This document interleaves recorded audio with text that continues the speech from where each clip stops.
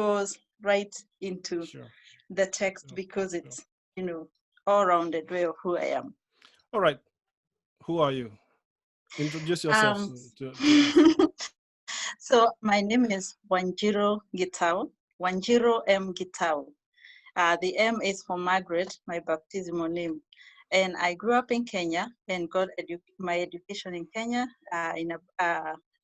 Got a bachelor in linguistics and literature in education.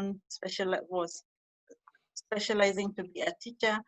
But then I had a strong faith commitment and found myself in a vibrant and dynamic church community, training to be a leader and a missionary, and to wanting to share my faith, which had shaped me deeply in my early and teenage years. And then I found myself serving within the church for a number of years, and subsequently was invited to pursue a doctorate in world Christianity. It was a pioneering program at Africa International University. So I studied a PhD in theological studies with a specialization in world Christianity. That was 2011 to 2015. And then that in itself opened further doors. I got pulled into a number of research projects. One was Africa-wide and one was global. And the global project then opened another door for me to go for a postdoc in Asbury Theological Seminary. And in the process, I found myself writing my book, Megachurch Christianity Reconsidered, and spent a year at Fuller Theological Seminary writing and doing further research. And then got pulled into another research project, which is the one that has currently positioned me at St. Thomas University in Miami, Florida. So in a nutshell, I am a scholar of world Christianity, but broadly researching on a broad spectrum. And I'm the author of this book, um, Megachurch Christianity Reconsidered, Reconsider. Millennials and Social Change in African Perspective. Published by IVP. It is published by InterVarsity Academic um, Press Academic, and in 2018, it was published under the Fuller Theological Seminary Missiological Engagement Series as one of their many in that particular category.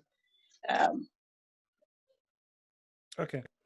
Before And we get then the in, book itself won an award as Christianity Today's Book of the Year Award in 2019 as in the Global Church category. And it got high reviews and very encouraging sure. reviews from leading scholars of world Christianity. That is Philip Jenkins, Mark Knoll, Thomas Hastings, Paul Gifford, among others. I say that to say that it is notable that it seems to have started Sure. an important conversation, which is what we get to talk about. And your first book going that you set the standard for everybody is a bit too high, right? I find myself in a space of generational transition as I have come to self-consciousness, especially as a scholar, and so I am consciously and actively seeking to shape a conversation for our generation. Awesome. When Yeah. you say mega church, what do you mean? Megachurch, Christianity Reconsidered, Millennials and Social Change in African Perspective. Mm-hmm. So there are several dimensions in that. There's the baseline for megachurch, for anything called megachurch, is 2,000 people attending a church on any given weekend. Although that figure is problematic because you've got churches with tens of thousands, and in some cases, you've had a few with a few hundreds, especially in Korea. But here in the US, They tend to be in the tens of thousands. In Africa, they tend to be in the thousands. And then there are lots of churches that are less than 2,000, but their practices, in fact, are like those of megachurch. So I am looking at a reality. First of all, a reality that is, as I've come to see it, is largely shaped by sociological realities. And that is the transformation of the modern world. So when I talk about Megachurch Christianity Reconsidered, I'm looking at, let's say, three things. One is demography, and demography has to do with population change.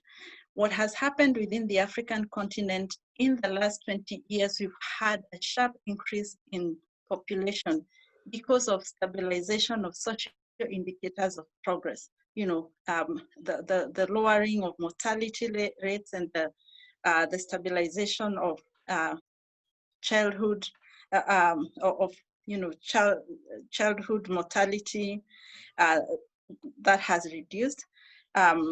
You have the growth in education. You have the factors of the reduction of poverty. Those are some of the things that have caused a demographic transformation. And what has happened now, there is what is known as a youth bulge in the African continent.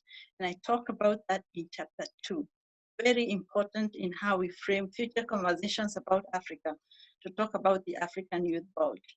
So that's the first factor, demography. The second factor has to do with social change. And social change is a broad subject that we're familiar with, but it's used in a generalized way to put in a number of issues that are in fact very large in themselves if we take them as subject of scholarship. We have the growth of cities. In fact, we can start with the transformation of societies from traditional societies into nation states. And then we within that, the arrangement of legal bureaucratic systems of government with the politics that goes with that. And then we have the growth of cities. And then we have the growth of economies, the transformation of economies. And then we have the education system that goes with that. And you can put in a whole range of issues, but that constitutes social change. And the argument I make in the book is that Africa in the last century has been going through this rapid social change, transformation from a traditional world into a modernizing world and being pulled into the global world, globalization. And all this have been happening all at once, simultaneously. Remember, the rest of the world or the West is not stopping so that Africa can catch up. And in the middle of that, you have deep volatility. And in the book, the smaller subtitle of the book is Millennials and Social Change in African Perspective. It's because at the moment of writing and of my research, I was researching Maguna Church. The demographic that has been deeply influenced by the change is the millennials. Now, if I was to write and research on the book today, I'll be talking about the Generation Z, because now they're the newest ones to come of age. But that does not remove the millennials, because now the millennials are the ones who are coming into middle age, and with all the dynamics of coming into middle age, the formation of a middle class and everything. So it's gonna be a hugely relevant subject, including the question of the population expansion. We're going to continue having this, it's called a triangle-like population structure that is called, it's a youth bulge. And in chapter 2, I showed different population graphs with other continents and how Africa is different. So that's the second dynamic there that we need to reconsider when we talk about mega churches. And the third dynamic is a specific ecclesiology, the specific theories and ideas that come specifically from the mega churches that are different from what you have from other kinds of churches, or older, especially mainline and traditional churches. So what differentiates them? That is what I wanted in an illustrative way. This book, it's important to tell that it's a story. It's primarily a story rather than a propositional kind of research work. There are plenty of propositional ideas. It brings in a lot of literature from elsewhere, from cultural anthropology, from sociology, from demography. I bring in all of that, but it's primarily a story about a church movement. But with that story, I invite the reader to look once again at a social institution that has emerged as a church, and that is the megachurch. The second thing to say about that, it's a situated story. It's about one congregation, of course, which is included it's a movement of congregations. But through that congregation, you can capture the dynamics of transformation of the continent, the dynamics of transformation of the millennial generation, the dynamics of a new ecclesiology that is emerging out of the megachurch Christianity. And I was writing this in response to the flattening generalizations we get from existing literature about megachurches that condemns them wholesale on a blanket level without really looking at how dynamic they are and how in fact they shape our modern world and have potential to shape future conversations. Okay.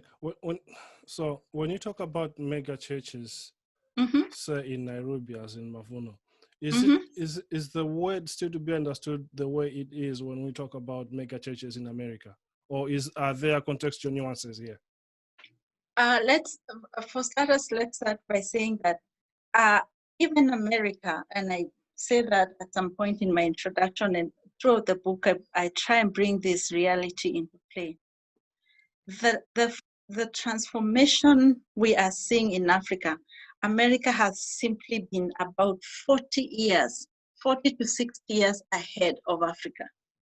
And in fact, it is being within the American context that it has given me the eyes to see how close, America looks like it's very, very far advanced. But if you've ever watched a Trevor Noah comedy clip, he makes fun of how much America is like Africa in terms of its politics, but it's usually just a few steps ahead. And of course, it's way ahead in terms of its economic dynamics. It has had these catalytic movements and accelerations. But in terms of, for instance, the development of highways, the development of cities, do you know that the reason there was a surge in the growth of mega churches in the 1960s, 50s, and 60s is because there was a huge surge in the growth of suburbs. And with that came in fact, it started as the growth of highways. They call them freeways, and the huge expansion in their infrastructure. And what that did is remove the population from the core of the city centers and distributed them widely around the suburbs. Sure. And then what happened was emergence of community churches that then began to define reality for the people in those neighborhoods, and people flocked to those churches. And I make this case that mega churches emerged to make sense of a generation in transition. So the mega churches that emerged in the 60s and 70s in America emerged to meet the needs of the then 20-year-olds and 30-year-olds in a world that was experiencing deeply volatile change. Remember, this is the end of the World War, then the new Reconstruction era, the civil rights movement. There's so much volatility in Africa, in America at that time. And then churches like Willow Creek, churches like Saddleback, churches like Joel Osteen's father's church, Lakewood, and all that.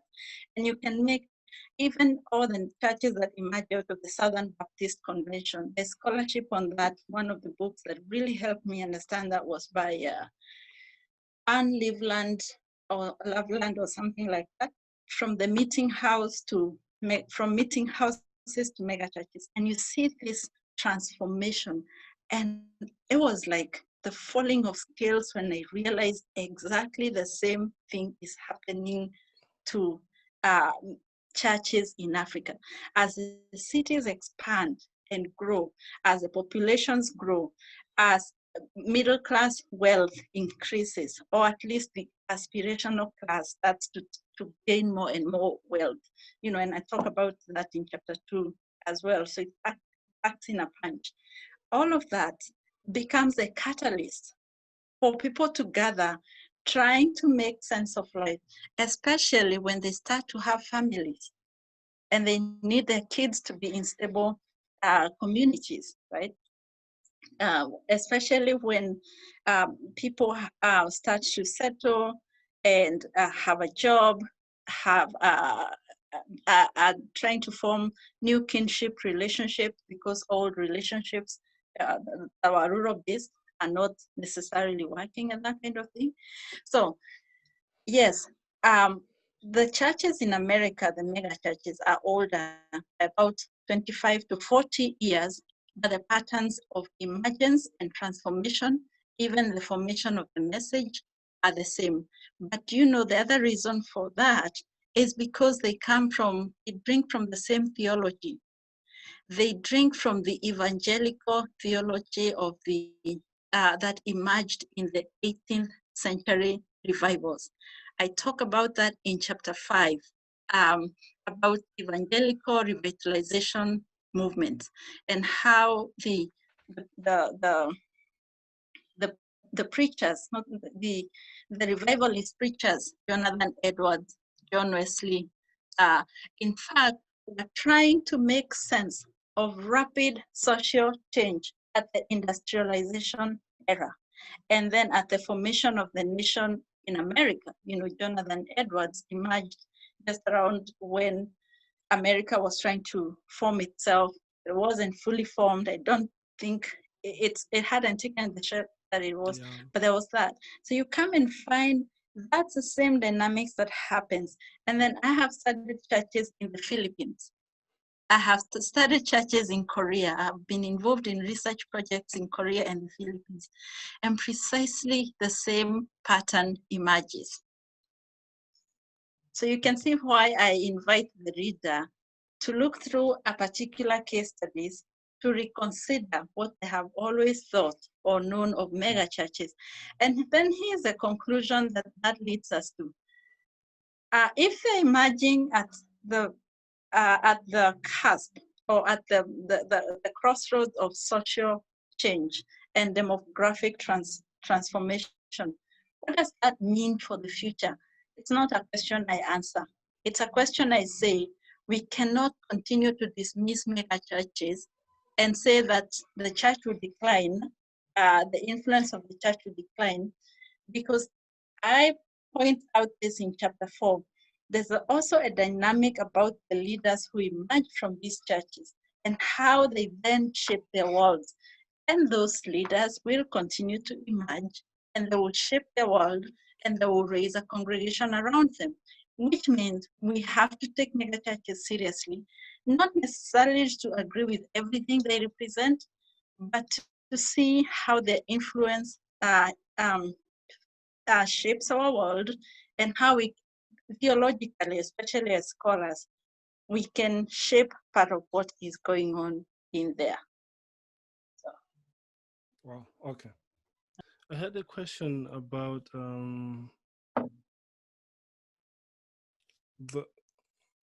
the narrative that mega churches, especially in America, are always pandering to the middle class. They don't really seem to be very much interested in the middle class. Yes. Are we seeing that emerge in your examples in Nairobi? So let's say what they are they are both the result of the transformation of the world that then produces a middle class, and they shape it. So initially, so for instance, I talk about it again in chapter 1 and chapter 2. In the world in which Oscar Mureu, the senior pastor of Nairobi Chapel, that then gave birth to Maguna Church, there wasn't the same kind of middle class that came to emerge in the 2000s when there was a political wind, cross current of change, both politically and technologically and economically. So in the 2000s, there was a transformation within the Kenyan society.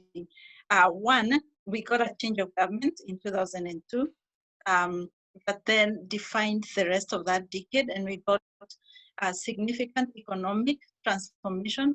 There were problems, granted, corruption and post-election violence and everything. But that said, there was visible economic transformation, and especially with rapid growth in educational institutions.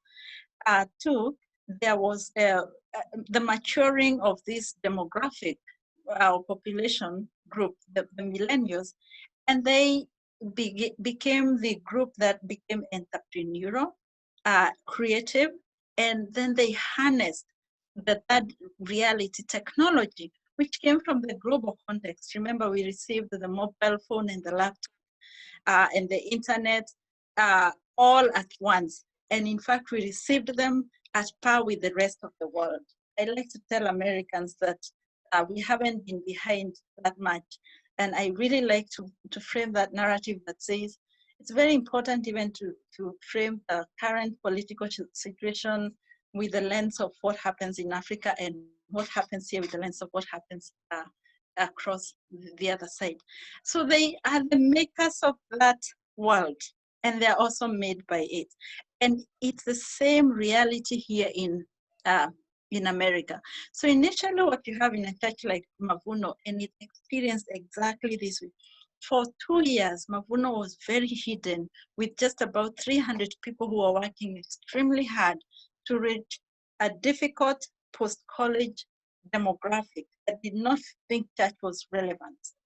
But once it became successful and visible, it had this rapid influx in 2008 that caused it to grow from 300, 400 people to 1,800 in 4 months. And from then, it just kept growing. And within like 5 years, it had like 5,000 people, something like that. And it continued to grow. So once it becomes successful, you then see that the more and more successful people, and whether success is relative, you need to be careful. There's a problem with the whole middle class definition. So I like to call it the aspirational class, as and other people have called it that way, especially in Africa.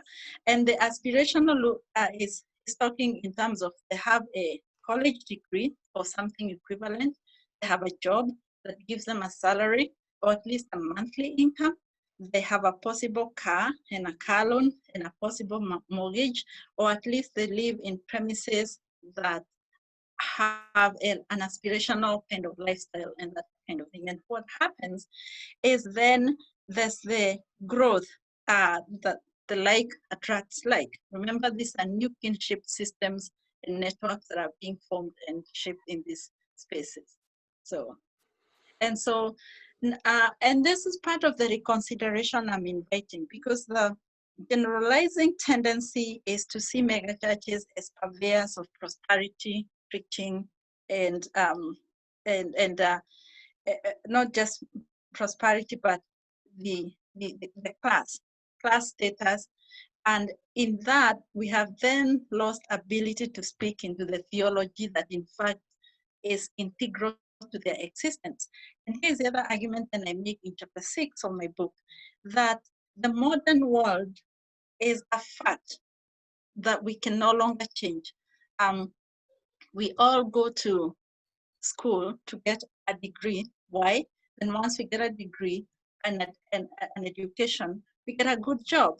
Once you get a job, what does that guarantee you? It guarantees you a salary and a lifestyle. And so you cannot even uproot yourself and take yourself to live in an isolated space as a poor person. There's some theology that seems to suggest that that's what people should do. And then that means opting out of the modern world. We don't shape it. It's already shaped for us. What we can shape within the modern world is an ethical gospel of living within that world. And that is the consideration I'm asking that we move towards when we explore megachurches. And I will grant it to you.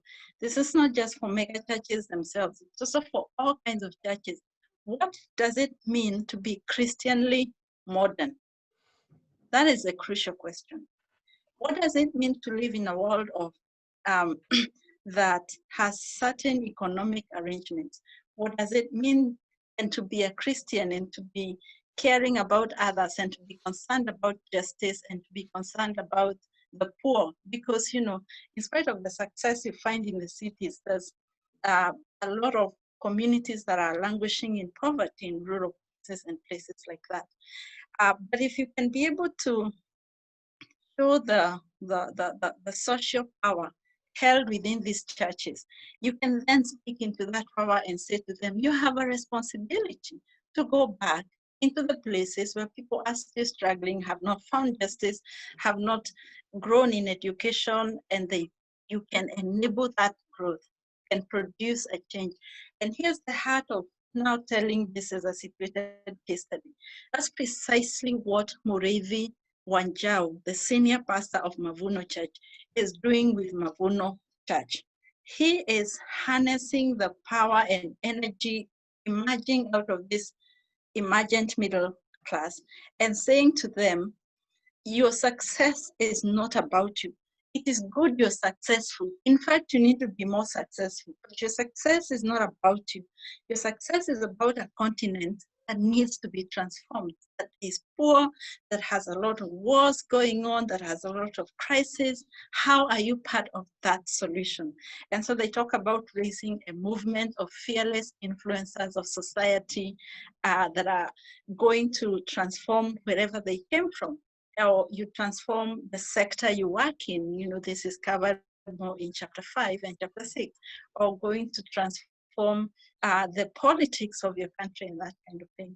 Now, the actual implementation of it takes time, as you can see from the perspective of American megachurches and that kind of thing. And American megachurches don't have this kind of thinking, by the way. This is very unique within the African context. You can see why the title Reconsidered came from my publisher. I had named it Megachurch Christianity, a home for a homeless generation, because I saw this as a church that has provided a space for people who are really trying to find a place in the world. But actually, when my publisher read it, she was very impressed and said, this is about reconsidering anything and everything we have ever thought about megachurches. Yeah. That's brilliant. So it's about busting all those little myths that we tell ourselves or we have been told about megachurches. And hopefully, one of my reviewers read it, and she said, I think she's one of the reasons I was nominated for the Christianity Today Award. There's a blog about it. She said it transformed anything and everything she had ever thought of churches, because she grew up in them and assumed that these inbred communities, and by and large, there's a problem. Many of them become inward-looking, inbred. They're only focused on a narrow definition of missions and everything. But if you're to look at a model like this of Mavuno and a Nairobi Chapel network of churches and everything, and if this model works, if we can come back 25 years later and it works, then truly they are remarkable communities. I mean, I can tell from the book. It summarizes everything that we have said about the potential for African Christianity. Exactly. To speak to the world. Exactly. It's about the potential of Christianity in Africa. So I write as a theologian. I work, I research.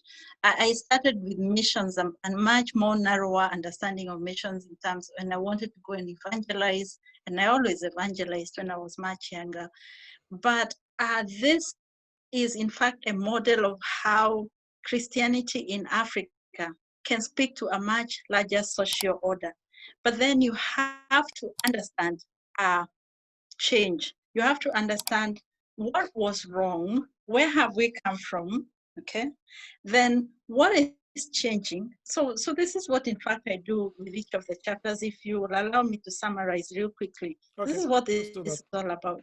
Go ahead, let's do that. Yeah, so as sort of a chapter summary, the first chapter is very, the introduction is very succinctly a way of capturing everything I have talked about. The first chapter, where I talk about Pastor Oscar Mureu leading in a liminal decade and leading Nairobi Chapel, a small community of 20 people, to rise to 3,000 people in 10 years, is you can frame that within cultural anthropology, because I talk about liminality, and liminality is this in-between space where there is possibility, but you're not sure what it is, where there's a lot of volatility, where there's a lot of problems. And I talk about what was happening in the Kenyan world of the 1990s. In that liminal decade and in a liminal space, you have an emergent community and something new is incubated and born. Okay? So if you're going to look at how to transform anything, you have to help people understand where are they coming from. And that is best looked at through the cultural lenses. Even in whether we talk about societies in the West or specific countries in Africa or specific communities around the world, you need to look at the community within its specificity and the social volatility around that. Then once I tell the story of how the Nairobi Chapel emerges out of that liminal space, I also include in it what was happening politically and socially, you know, and even theologically what was happening. Then chapter 2 is about demography, what is happening now, you know, the sociology of transformation of the continent. And so it's a way of introducing the sociological imagination into the conversation. Part of a specialization, particularly in theology, has been to silo different disciplines, you know, history, biblical studies, missiology, what else? Systematic theology. And all of these are siloed in their own space, but they're not speaking to each other and really showing how the social world fits into place. And this is, in a way, what I attempt to do here. So introduce demography, introduce social change dynamics, and at the end of that chapter then is when I show how the church fits in. Because in the middle of the demographic transition, I'm also showing how the church came through different generations, you know, moved from the missionary planted Christianity to the AICs, to the churches that emerged out of the Neo-Pentecostals, to the point where we have a church like Maguna Church emerging and everything. And in the middle of that is then how technological and other kinds of change are affecting the different generations and how the gospel is being received or lost. In fact, at some point I talk about the gospel as lost in translation. But on the other hand, the generation is lost in transition. So lost in transition and lost in translation, there's a play of words there. But once you get it, you get it. So then in chapter 3 is then a pastoral theology as framed by Maguna. So this is called the Maguna Marathon, but in its heart, it's a comprehensive pastoral theology of how do you get millennials or young people who are completely disconnected from the gospel and move them from one step to the other in terms of how you bring them into church, then how you disciple them, how you connect them and help them form new relationships, and how you help them have a vision for life that includes more than their own social interests and social world and their own success. And so the Mavuno Church has designed this thing called the Maguna Marathon. And so it's a comprehensive pastoral theology. And I presented it in the whole so that any pastor will be able to come and look at this and say, oh, these are the steps that we have, but these are the steps we're missing.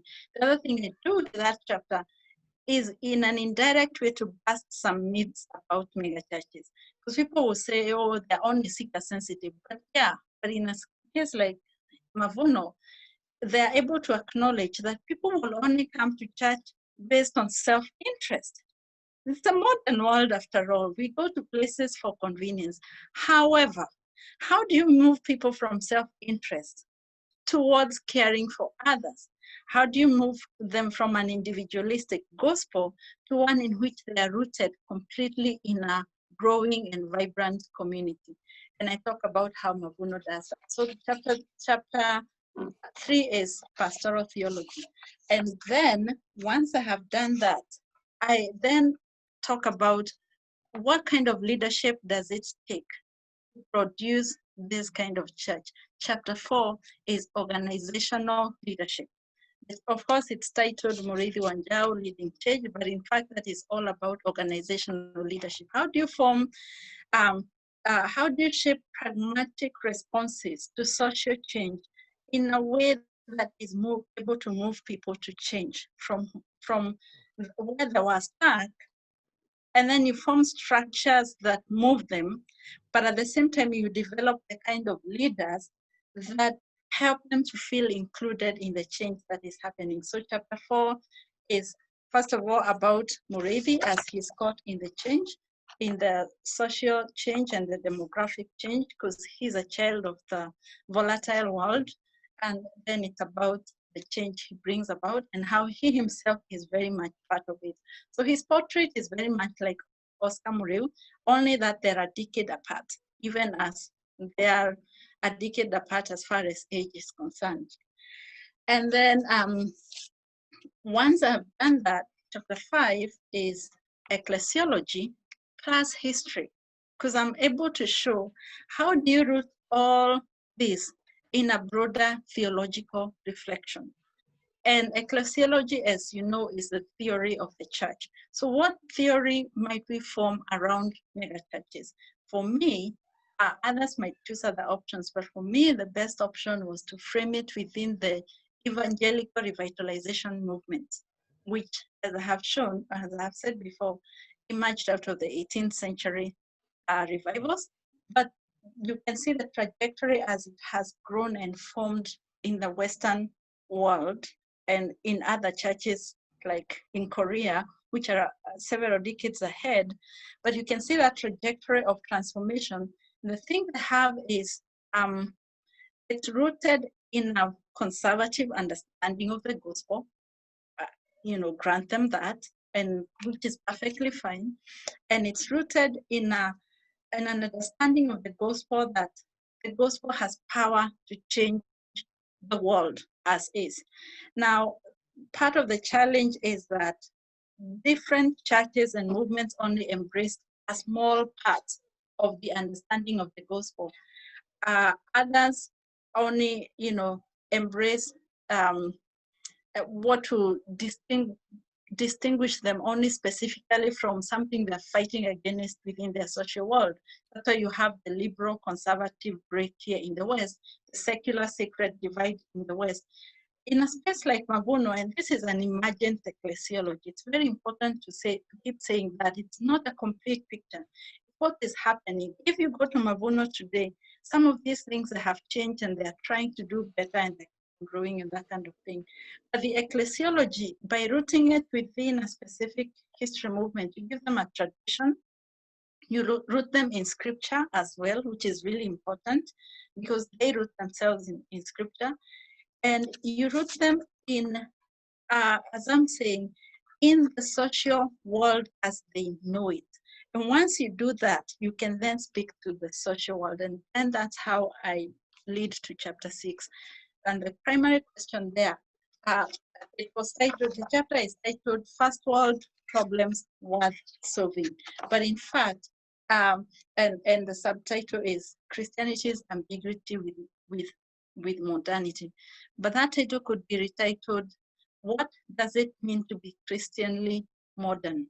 It's a question I don't completely answer, but it's a question I show this trajectory of transformation of the world and the trajectory of the evangelical kind of Christianity that has produced megachurches, and I show how it has produced megachurches, how to the point that this is in fact how we need to read what is happening with these kinds of churches. So that for me, if you ask me, is the question of future and ongoing scholarship, both in Africa, because megachurches will continue to have a significant relevance. People ask me, do you think megachurches are going to decline? No, not as long as we expect the African population, for instance, to double, which we expect to double. I talk about that in chapter 2. Not as long as we expect the cities to continue growing. Not as long as we expect capitalism, the arrangement of capitalist kind of economic mode of production to continue performing as they perform. In that case, instead of dismissing them as a problem, how do you engage what they are theologically? And that's the question. What do you think is crucial for this in African? So what do I think is crucial? That is a question both of sociology and ecclesiology. And that sociologically, we need a more robust sociological imagination as far as our theological reflection is concerned. How are contemporary social problems, unemployment, police brutality has been in the news recently. Sure. Healthcare is a major one, both here in the West and in Africa is a major problem.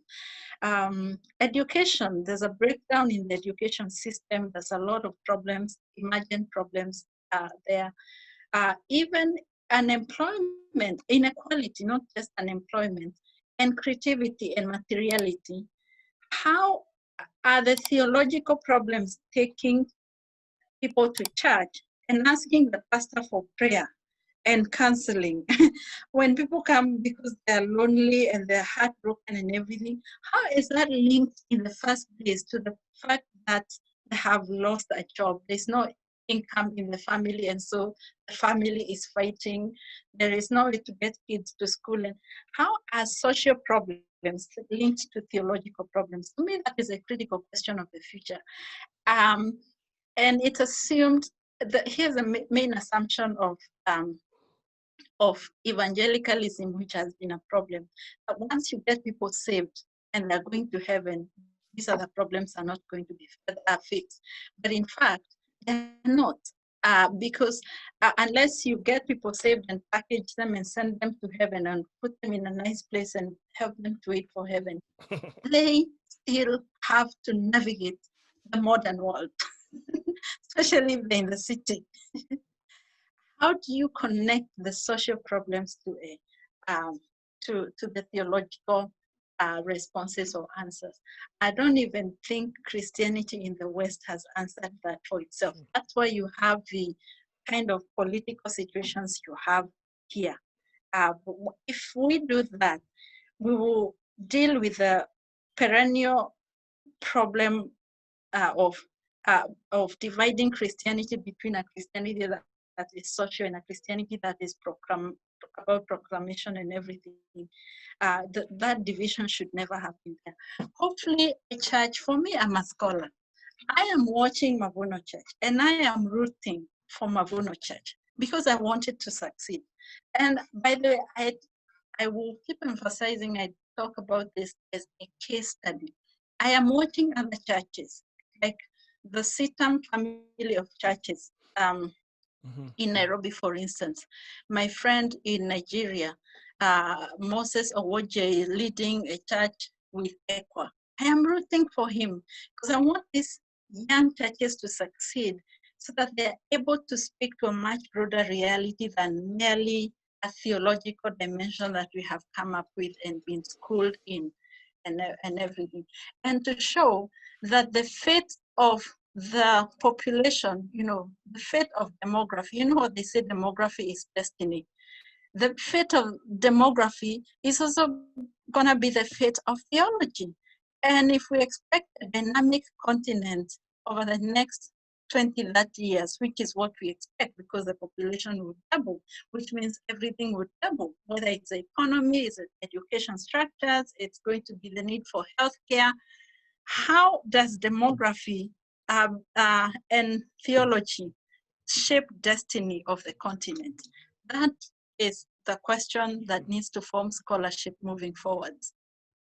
Of course, the moral questions, because I know this is always a preoccupation as far as theological scholars are concerned. The moral question remains relevant. Ethics remain relevant. But if you're able to answer the questions of theology and demography, then you'll be able to fit in the questions of morality, spirituality, the qualitative aspect of whatever forms these churches. So if I hear you right, it leads me to a point where I think African theologians, African scholars have to be bold enough to think theology in an African way and to tell this. Let me frame that for you in an important way. We have talked about thinking theology in an African way for a very long time. Okay. But theology in an African way has often meant African traditional culture, return to African traditional culture, or this more or less codified way of being African. This more or less, the word is escaping me, but we have seemed to imagine this a distinct way of being African that is differentiated from the rest of the modern world. Yes, which is fine. There is a distinct way. My argument goes in the other direction, right? Yes. That so far to do theology in Africa has been to depend almost exclusively on Western resources. Yes, that's a problem. That has been a problem, but that has been, we answered that by doing what's called enculturation theology, where enculturation was more or less romanticizing the past. I'm sorry to use that because there has to be a more charitable way of saying it, but it seemed like romanticizing the past and growing from the... I will tell Laurenti Magesa about that.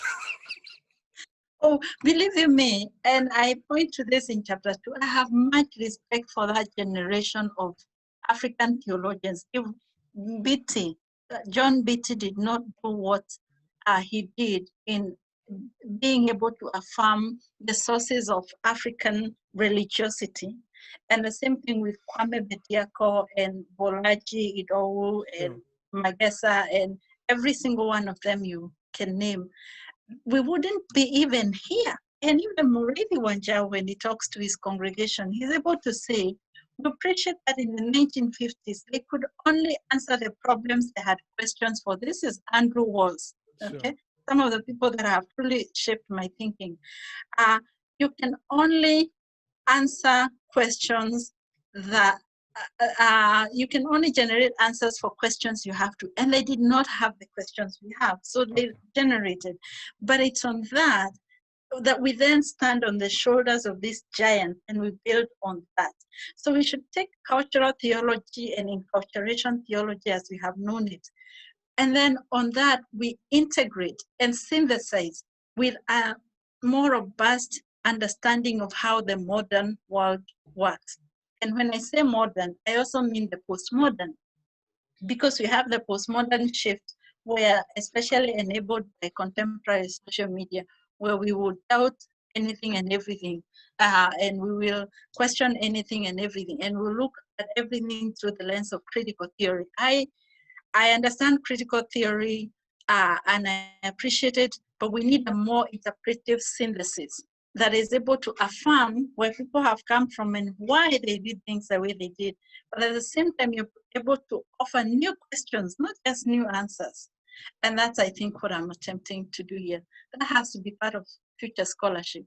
And to do that, part of doing that, my friend, is drawing Christianity, study of Christianity in Africa into universal social theory, whether it is critical theory, which is vital for lifting the voices of the marginalized and the disadvantaged, or however you define marginal and disadvantaged, or it's this dimension of bringing in a more interpretive dimension to reality, or looking at phenomenology, looking at things as they are and studying them and understanding them in their capacity, in their own state, or bringing in, say, linguistic or cultural, anthropological kind of reflection to that.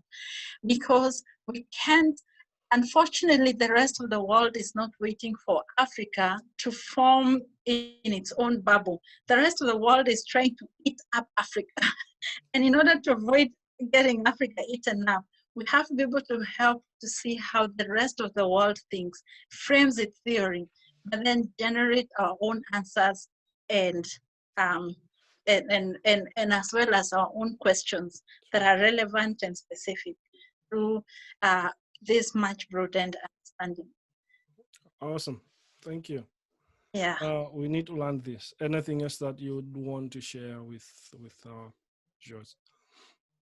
Well, this has been, I suppose this is a start to a conversation. It feels to me, as we have talked now and in the past, like we need to do more of this conversation, because the answers are generated in process and progress. We're all learning and figuring things out as we go. And hopefully we can continue generating more of this. I do invite people to take and read with this understanding from this conversation, Megachurch Christianity Reconsidered. Once again, first, it's not so much for me, but to see a model of a church that is trying to make sense of being in the modern world for its congregation. And hopefully to be able to see a mirror of other conversations that need to emerge. I am deeply convinced we need similar studies of churches in every African country that has had mega churches, and to see how are they seeing themselves as answers to problems in their own world. So, yeah, thank you so much. Yeah. This has been fun. Thank you. Enjoyed it. Yeah. All right.